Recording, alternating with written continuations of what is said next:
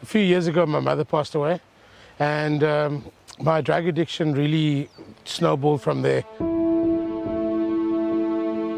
My wife and my daughter were taken away from me, obviously because of the addiction, and I was left living in my car for 6 months. And during those 6 months, I just saw there was such a huge crisis in East London, you know, with people that didn't have food, and you know how they were suffering, and especially the children. And that's where this really started for me, where you know my family intervened and got me into a rehab, and I decided, you know what, there has to be a change.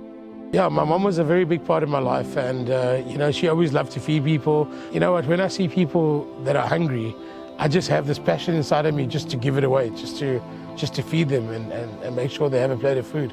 We mainly focus on supporting kids and trying to get kids fed, you know.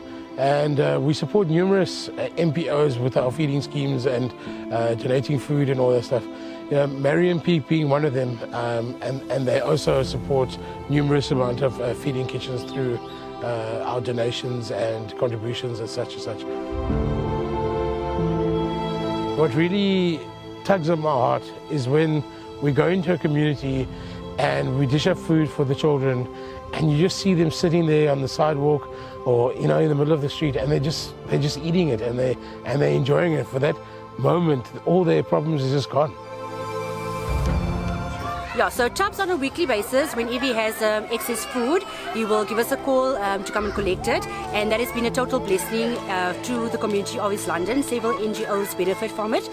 We have about 8 feeding schemes. Over and above the 8 feeding schemes, Tubbs also reaches out to local daycares, to communities, churches, wherever we can, and give out as many food freshly made from Tubbs, from pot of curry, and that is how our communities basically survive. Just as today, you will get to witness what Tubbs do as a fire start.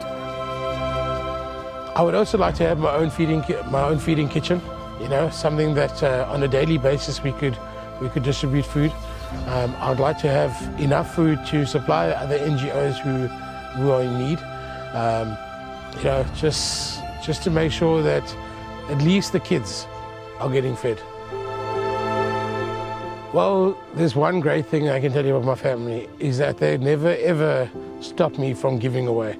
And even my daughter says to me, "Dad, why didn't we just give away all our money? Why don't we just feed all of the people?" She just doesn't understand. And my wife, she's the first one to jump in the car and say, "Let's go." You know, so I'm very blessed in the sense that they support me and they have the same passion that I have for feeding people.